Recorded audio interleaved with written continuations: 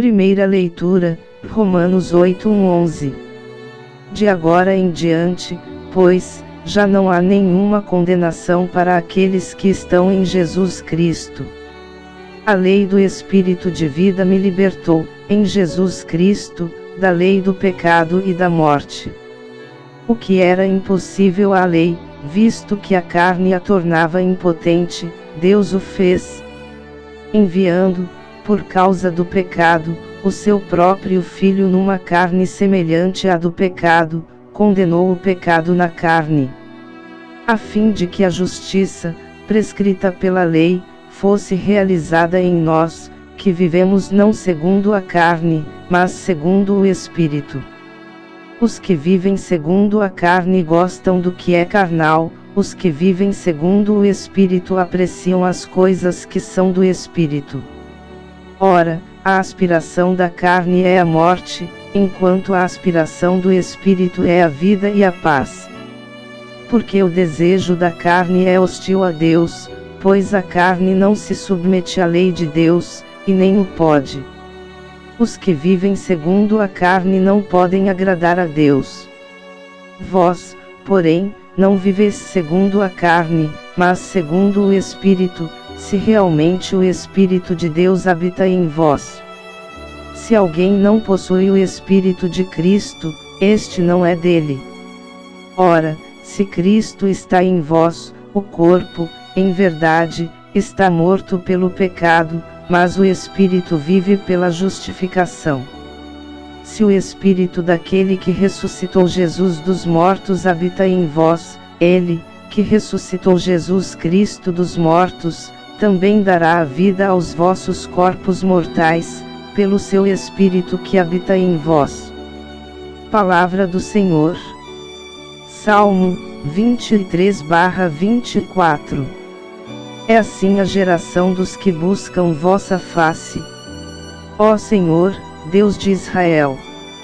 Ao Senhor pertence a terra e o que ela encerra, o mundo inteiro com os seres que o povoam. Porque ele a tornou firme sobre os mares. Sobre as águas, a mantém inabalável. Quem subirá até o monte do Senhor?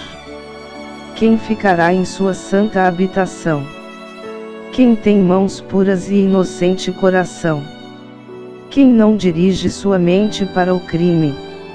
Sobre este desce a bênção do Senhor, e a recompensa de seu Deus e Salvador. É assim a geração dos que o procuram, e do Deus de Israel buscam a face. Evangelho, Lucas 13:1-9. Neste mesmo tempo contavam alguns o que tinha acontecido a certos galileus, cujo sangue Pilatos misturara com os seus sacrifícios. Jesus toma a palavra e lhes pergunta: pensais vós que estes galileus foram maiores pecadores do que todos os outros galileus, por terem sido tratados desse modo? Não, digo-vos. Mas se não vos arrependerdes, perecereis todos do mesmo modo. Ou cuidais que aqueles 18 homens, sobre os quais caiu a torre de Siloé e os matou, foram mais culpados do que todos os demais habitantes de Jerusalém? Não, digo-vos. Mas se não vos arrependerdes, perecereis todos do mesmo modo.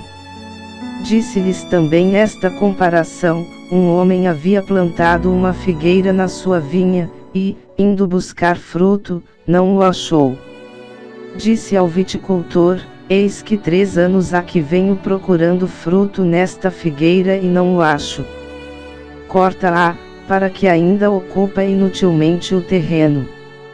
Mas o viticultor respondeu: Senhor, deixa ainda este ano, eu lhe cavarei em redor e lhe deitarei adubo.